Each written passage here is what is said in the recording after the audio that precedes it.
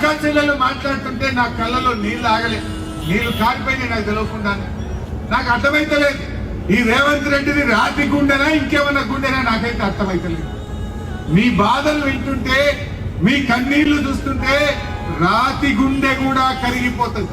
పేదవాళ్లకు BRS party ఉన్నది, కేసీఆర్ గారు మీకు అండగా ఉన్నారు, ధైర్యంగా ఉండండి అని మనం చేస్తా ఉన్నాం.